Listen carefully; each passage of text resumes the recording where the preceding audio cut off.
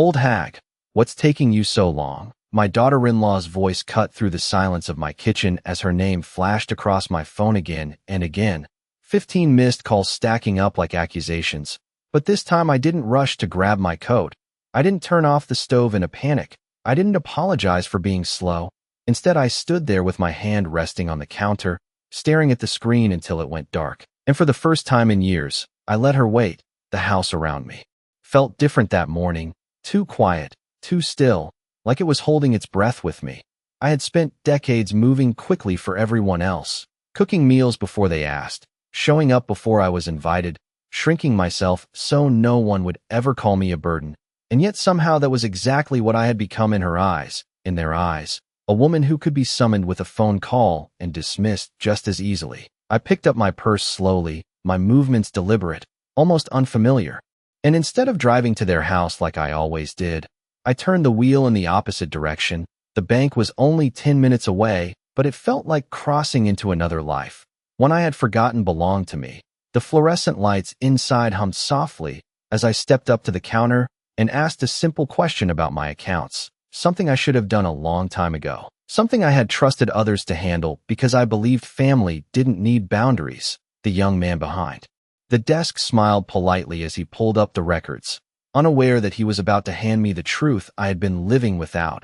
Line by line, number by number, everything became clear in a way that made my chest tighten, not with panic, but with something colder, steadier. Every deposit, every transfer, every signature that wasn't mine, but had been used as if it were. I didn't raise my voice. I didn't make a scene. I just listened, asked a few quiet questions, and nodded as the final piece fell into place. When I walked back out into the parking lot, the sun felt brighter than it had that morning, almost sharp against my eyes. My phone buzzed again in my hand, her name lighting up the screen like nothing had changed, like I was still the woman who would drop everything and run. I let it ring once, twice. Then I silenced it, not with anger, not with fear, but with certainty, because now I understood something she didn't, something none of them did. And as I started my car and turned toward their house, a small, calm smile settled on my face. The kind that comes when the game has already been decided and only one person at the table knows it. I pulled into their driveway at exactly 6 o'clock, the same time I had arrived every Thursday for the past 12 years. The same time dinner was always expected to be ready. And for a moment, I just sat there with the engine running, looking at the house I had once helped pay for, the house where I had painted walls, planted flowers, and rocked my grandson to sleep when he was just a few pounds and would not stop crying. It looked the same from the outside. Neat lawn, porch light already on, curtains drawn just enough to hide what was inside. But something about it felt smaller now, like it no longer had the right to take up so much space in my life. My phone buzzed again in the cup holder, her name lighting up the screen with that same sharp insistence. And I let it ring until it stopped before finally stepping out of the car. The evening air was cool, carrying the faint smell of someone else's barbecue down the street. A normal evening in every way except for the quiet certainty settling in my chest. I walked to the front door and let myself in with the key they had never bothered to take back. Not because they respected me, but because it was convenient, because I was always expected to show up. The moment I stepped inside, I heard her voice from the kitchen, loud, irritated, already prepared to blame me for everything. "Margaret, what on earth took you so long?" she called out without even turning around, as if I were late for a job instead of arriving at my own son's home. The smell of uncooked ingredients sat heavy in the air, vegetables still on the counter, meat untouched. Nothing had been started. Of course it had not. She had been waiting for me. I set my purse down carefully on the entry table and walked in at my usual pace. Not hurried, not apologetic, just steady. She finally turned then, her expression tight with annoyance, her perfectly styled hair still in place, her phone clutched in her hand like a weapon she had already used too many times that day. "I called you 15 times, she said, her voice rising slightly as if volume could restore the control she felt slipping. "Dinner should have been ready an hour ago." I looked at her, really looked at her, for the first time in a long while, at the way she stood there expecting obedience, expecting gratitude for being allowed to serve, and I noticed something I had not allowed myself to see before, not strength, not authority, but dependency. She needed me more than she would ever admit. The kitchen behind her proved it. Untouched, waiting, helpless without the person she dismissed, Daniel sat at the table, his shoulders slightly hunched, his eyes flicking up to meet mine for only a second before dropping back down to his phone. He did not say hello. He did not ask where I had been. He did not ask if I was all right. And that silence said more than anything he could have said out loud. I moved past Ashley without a word and set the grocery bag I had brought onto the counter, unpacking it slowly, deliberately, each movement measured. She scoffed softly under her breath, clearly irritated by the lack of immediate response, by the absence of the apology she had grown used to hearing. "You could at least say something," she muttered, tapping her nails against the counter, waiting, always waiting for me to fall back into the role she had assigned me. But I did not. Instead, I reached into my purse and pulled out a single envelope, plain, unremarkable, and placed it beside the cutting board where I would usually begin preparing dinner. Her eyes flicked to it for a brief moment, curiosity breaking through her irritation, and then back to me. "What is that supposed to be?" she asked, her tone sharper now, uncertain in a way she did not quite understand. I met her gaze calmly, my voice steady, quieter than hers but far more controlled. "Something you should have thought about before you called me that name," I said, and for the first time since I had walked into that house, the room went completely still, not because I had raised my voice, but because I had not. Because something in the way I stood there made it clear that whatever came next was no longer hers to control. I did not move when the silence settled over the kitchen.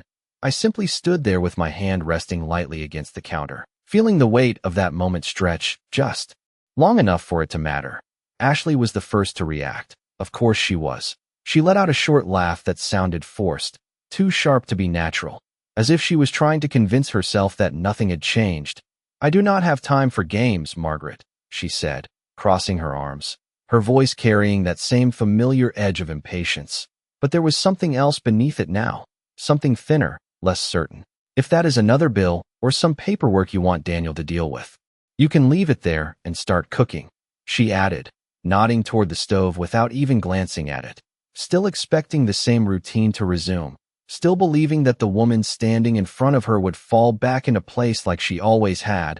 I looked down at the envelope for a brief second, then back at her, my expression unchanged, and I noticed the smallest shift in her posture, the way her shoulders tightened just a little, as if she was beginning to sense that the balance had moved, even if she did not yet understand how. Daniel shifted in his chair, the faint scrape of wood against tile filling the quiet space. He cleared his throat, but did not speak, his fingers hovering over his phone like he might disappear into it at any moment.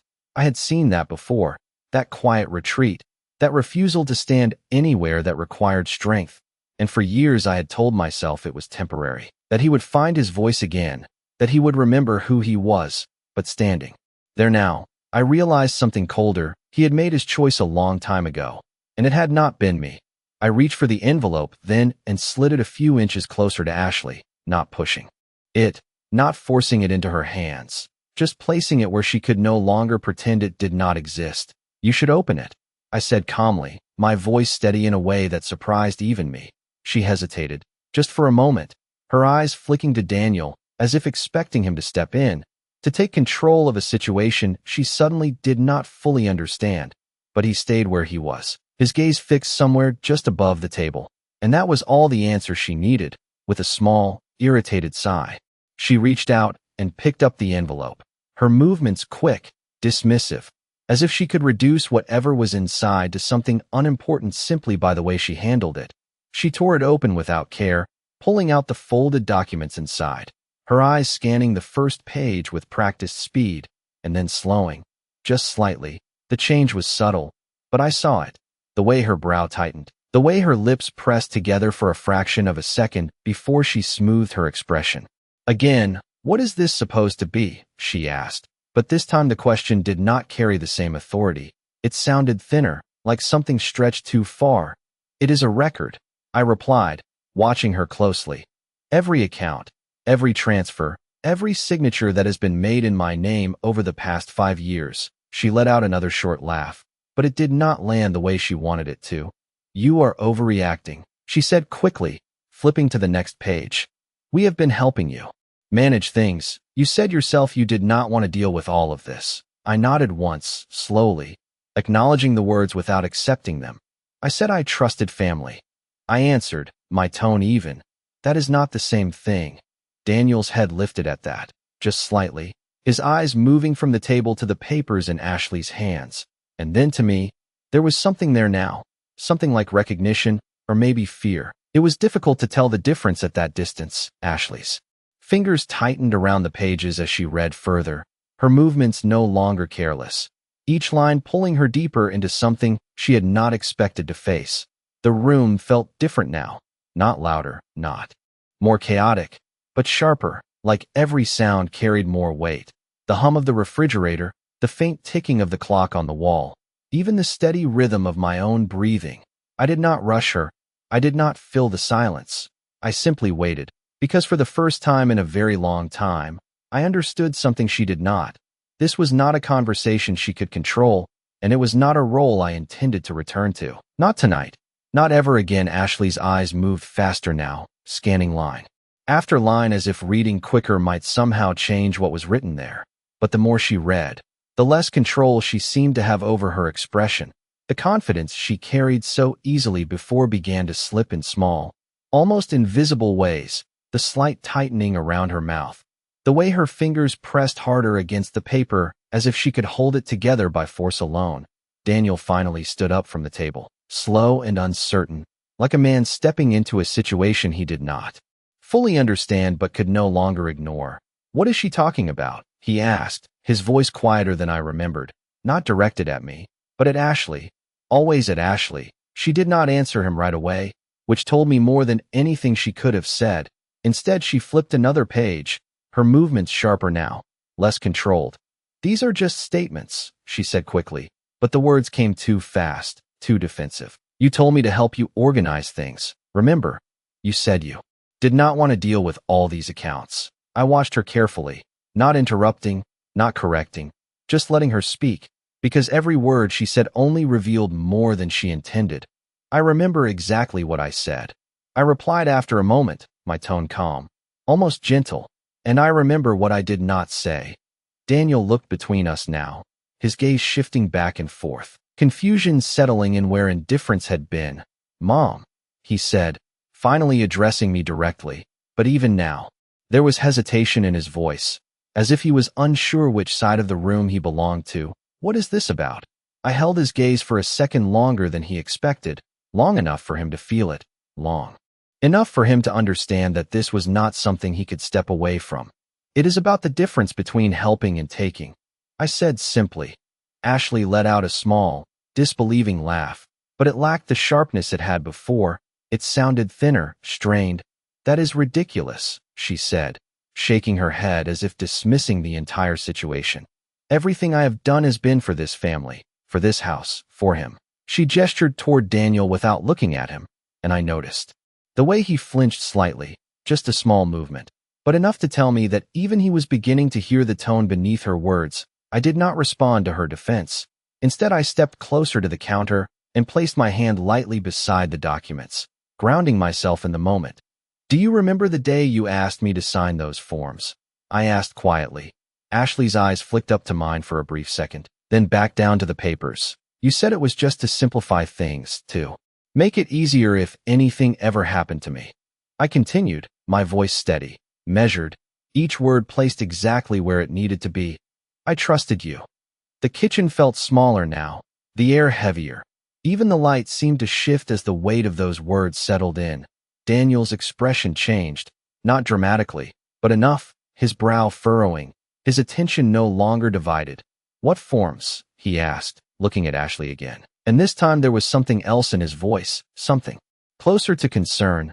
She hesitated, just for a moment, and that hesitation was louder than any explanation. It was nothing, she said quickly, too quickly. Just paperwork, standard stuff. I shook my head slightly, not in anger, not in frustration, but in quiet correction. It was not nothing, I said, my voice still calm, still controlled. It was authorization, access, permission to move money in ways I never agreed to. Ashley's posture stiffened at that, her shoulders lifting as if bracing. against something she could no longer push aside. "You are twisting this," she said. But the certainty was gone now, replaced by something tighter, more fragile. Daniel took a step closer to the counter, his eyes dropping to the document still in her hands. And for the first time since I had walked into that house, I saw him actually looking, not avoiding, not deflecting, but seeing. The silence returned again, but it was different this time. Not empty, not passive. It was full, waiting, and I did not rush to fill it, because I no longer needed to explain everything. The truth was already there, laid out in ink and numbers. And all I had to do was let it be seen. Daniel reached for the papers. Slowly, like he was not entirely sure he was allowed to touch them. And Ashley did not stop him this time. She just stood there, her arms stiff at her sides, watching as he took the documents from her hands and began to read, his eyes moving more carefully than hers had, slower, as if each line required more effort to understand. I could see the moment it began to settle in, not all at once, but piece by piece. The way realization often comes when it is not welcome. His shoulders straightened slightly, his jaw tightening as he turned to the next page. "These transfers," he said quietly, almost to himself. "They have been happening every month." Ashley stepped forward quickly, her voice rising again as if volume could pull things back into place. "Daniel, I told you. I have been managing things." She did not want to deal with any of this, but he did not look at her, not immediately. His attention stayed on the papers, on the numbers that no longer fit the story he had been given. "That is not what this says," he replied, and there was something new in his tone now, something firmer, not loud, not confrontational, but no longer absent. Ashley's expression shifted again, the irritation giving way to something sharper, more defensive. "You are overthinking this," she said, her words coming faster now, less controlled. "It is just money moving between accounts. Everything is still within the family." I watched her as she spoke, noticing how quickly she reached for explanations, how easily she framed it as something harmless, something practical. But the space between her words had changed. The confidence was no longer solid. It was being held together. Daniel lowered the papers slightly, his eyes finally lifting to meet hers. And for a brief second, neither of them spoke. It was a small moment, but it carried more weight than anything else in the room. "Did you move money from her account without telling her?" he asked, the question simple, direct, without the usual hesitation that had defined him for so long. Ashley's lips parted as if the answer should come easily, but it did not. She hesitated again, and this time there was no way to hide it. "I did what needed to be done," she said finally, choosing her words carefully, but the answer did not match the question, and we all knew it. Daniel looked back down at the documents, then at me, and there was something in his eyes now that I had not seen in years, not quite apology, not yet understanding, but the beginning of both. I did not step forward. I did not press the moment. I simply stood where I was, letting him reach that place on his own, because anything forced would only be denied later. Ashley exhaled sharply, frustration breaking through her composure. "This is ridiculous," she said, pacing a small step across the kitchen floor. "After everything I have done for this family, this is what I get: suspicion, accusations." Her voice wavered just slightly at the end, not from emotion, but from the strain of holding control. I tilted my head just a fraction, considering her words before responding. "No," I said quietly. "This is what you created." The room went still again, the kind of stillness that does not come from silence, but from truth landing where it cannot be ignored. Daniel set the papers down on the counter with more care than before, as if they carried weight beyond the pages themselves. "How much?" he asked, his voice low, directed at Ashley but no longer dependent on her answer. She looked at him, really looked at him this time, and something in her expression shifted, not softening, but calculating, measuring what could still be controlled. "It is not about how much," she said, trying to redirect, but he did not follow. "How much?" he repeated, more firmly now, and for a moment, no one moved, no one spoke. The clock on the wall ticked loudly in the background, marking time that felt suddenly very important. Ashley's gaze flicked to me briefly, then back to him, and I saw it then. The exact moment she realized that the ground beneath her was no longer steady, that the role she had built for herself was beginning to crack. and that the person she had dismissed so easily was no longer standing where she expected. The question hung in the air longer than it should have, stretching into something uncomfortable, something that could not be softened or ignored. Ashley did not answer right away, and that silence was louder than anything she could have said. She shifted her weight slightly, her fingers brushing against the edge of the counter as if she needed something solid to hold on to. It was not a fixed amount, she said finally, her voice controlled but thinner now, carefully choosing each word. Just what was needed at the time.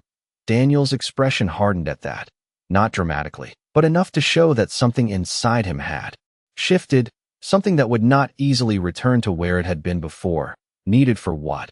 He asked, and this time there was no hesitation, no softness in the question.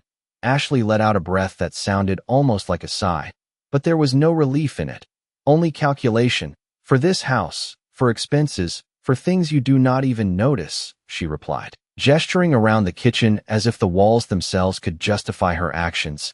Everything I do is for this family. I listened without interrupting, the words familiar in a way that felt almost distant now. I had said things like that once, years ago, when giving felt natural and trust felt safe. But hearing them now, I recognized something different beneath them. Not care, not sacrifice, but entitlement.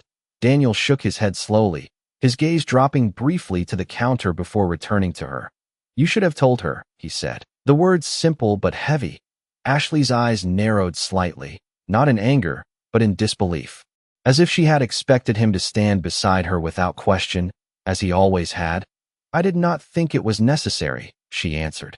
And there it was, laid bare in a single sentence, the assumption that permission was optional, that explanation was unnecessary, that control did not need to be shared. I felt something settle inside me at that moment. Not anger, not even disappointment, but clarity, the kind that does not shake or fade. I stepped forward just enough to close the distance between us, not invading, not threatening, just present. It was necessary, I said quietly, my voice steady, each word placed with care. Ashley met my gaze, and for the first time since I had walked into that house, she did not speak immediately. She studied me instead, as if trying to understand what had changed, what she had missed. But the answer was not in anything new. It was in everything she had overlooked.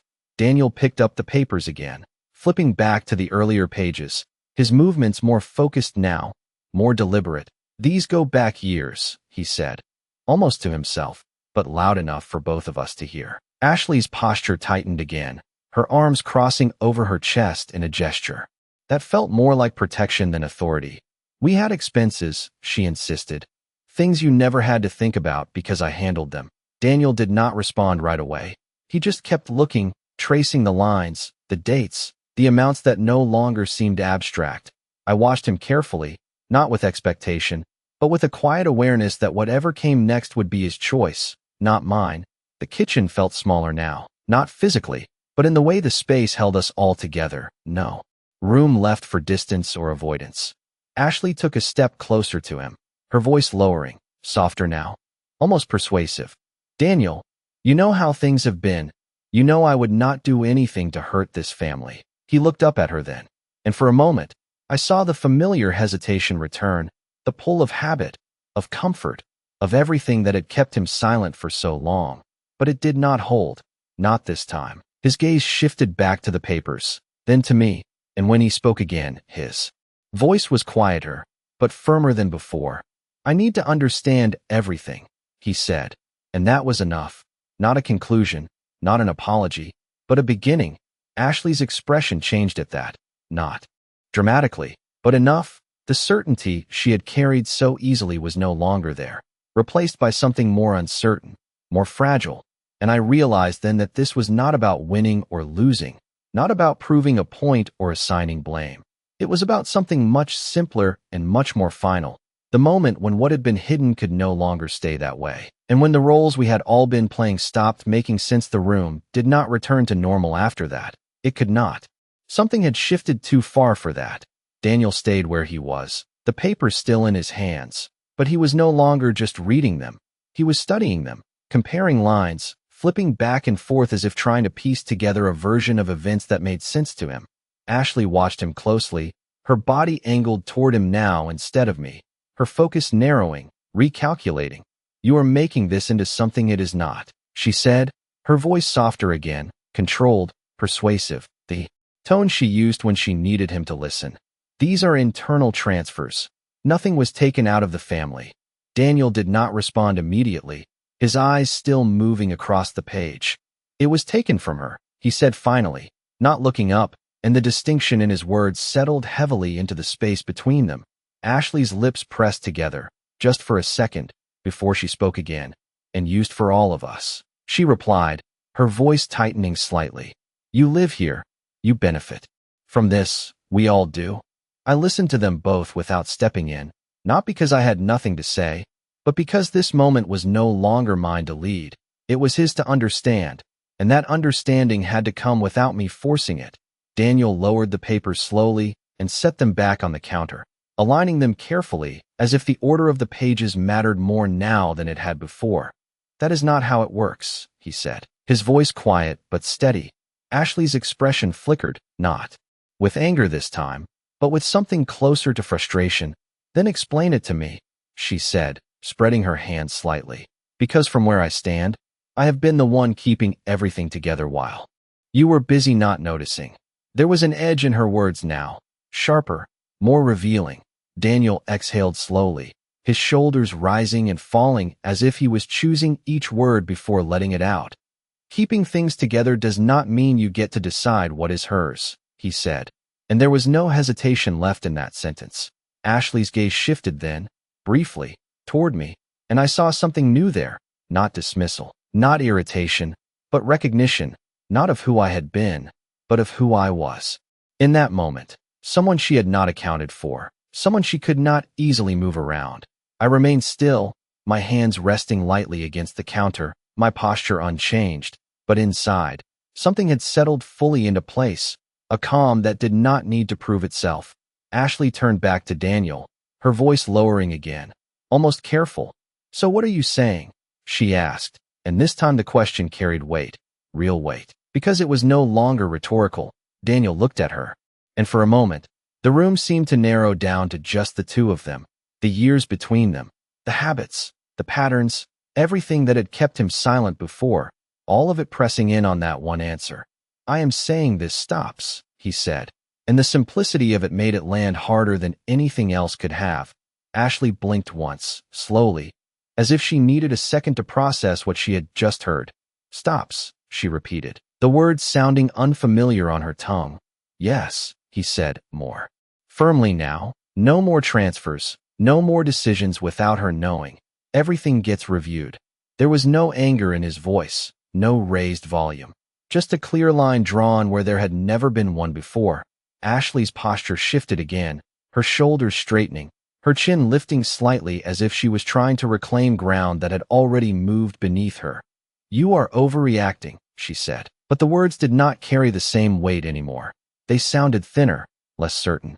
Daniel did not respond to that. He simply picked up the papers again and held them out slightly, not to her, but between us, as if acknowledging both sides of the room. "We are going to go through all of this," he said, and there was something final in that tone, something that did not leave room for dismissal. The silence that followed was not empty. It was full of things that could no longer be ignored, and I realized then that this was not the end of anything. Not yet. But it was the moment everything began to come into the light, and once something is seen clearly, it cannot be unseen. No matter how much someone might wish it could be, the words did not fade after Daniel said them. They stayed in the air, firm and unmoving, and for a moment no one seemed to know what to do with that kind of certainty. Ashley stood there, her posture still upright, but no longer commanding, her control slipping in small, visible ways. "You are not thinking this through," she said finally, her voice quieter now, almost measured, as if she was trying a different approach. "If you start questioning everything, you are going to create problems that do not need to exist." Daniel did not look at her. When she spoke, his attention remained on the papers in his hands, but his grip had changed, steadier, more intentional.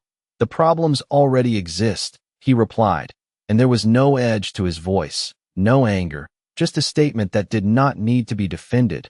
Ashley exhaled slowly, her gaze shifting again, this time toward me, and there was something new in it, something sharper, not quite anger, not quite fear, but awareness. She was recalculating, adjusting, trying to understand what position she could still hold.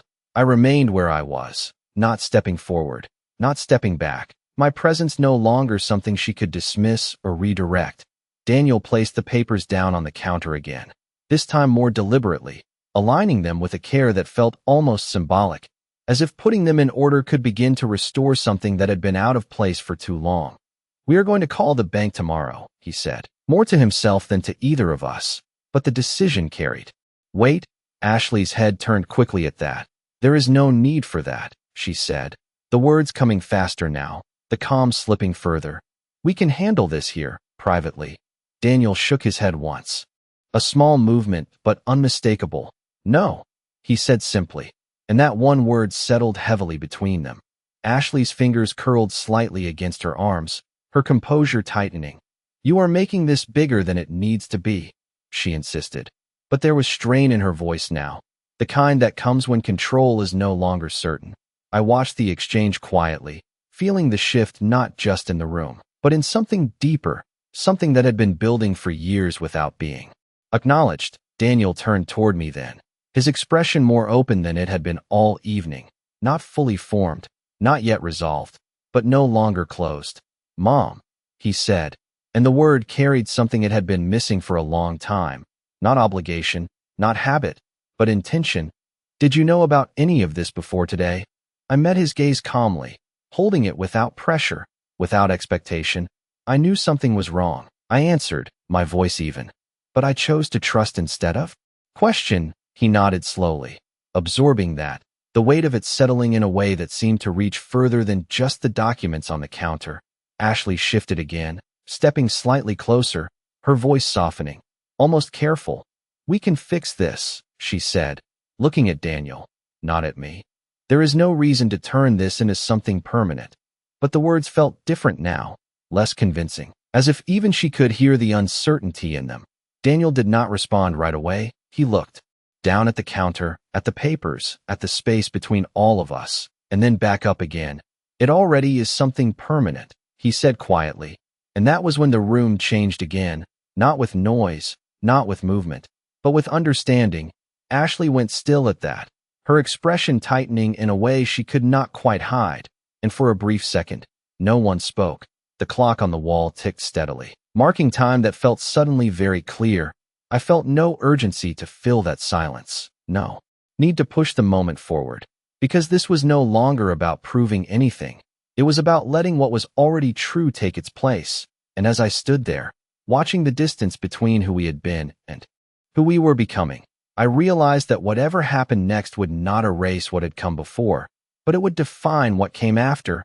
And for the first time in a very long time, that felt like something I could finally accept. The silence did not feel heavy anymore. It felt settled, like something that had finally found its place after being ignored for too long.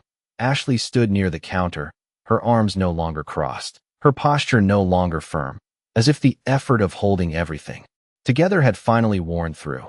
She looked at Daniel, searching for something that was not there anymore, some familiar reassurance, some automatic agreement, but he did not give it to her. He stood a few feet away, not distant, not hostile, just present in a way he had not been before, and that difference said more than any argument could have. I watched them both for a moment, not with anger, not with triumph, but with a quiet understanding that this was the point where things stopped pretending to be what they were not. I reached for my purse slowly, the same way I had set it down earlier, deliberate, unhurried, and the small movement drew Ashley's attention immediately, her eyes following me, a flicker of something passing through them, not quite apology, not quite regret, but awareness that something was ending. "You are leaving," she said, the words softer than anything she had spoken all evening. I paused for just a second, not because I was unsure, but because I wanted the moment to be clear. "Yes," I answered simply, my voice calm, steady, without hesitation. Daniel took a small step forward, not enough to close the distance, but enough to show that he felt it. "The shift, the change, Mom," he said again, and this time the word carried more weight, more intention, but also more uncertainty. like he was not sure what it was supposed to mean anymore. I looked at him, really looked at him, seeing not just the man standing in front of me, but the years behind him, the choices, the silences, the moments that had brought us here. You have things to sort out, I said quietly, not unkind, not forgiving, just honest. His expression tightened slightly at that, but he did not argue. He did not deflect. He just nodded once, slow and deliberate, accepting something he could no longer avoid. Ashley shifted again, her voice careful now, almost measured. We can talk about this, she said, but the words felt different this time. Not a command, not an expectation, but a suggestion that came too late. I met her gaze briefly, holding it just long enough for the meaning to settle. We already have, I replied, and there was nothing more to add to that. No raised voices, no dramatic gestures, just the quiet finality of something that had reached its end.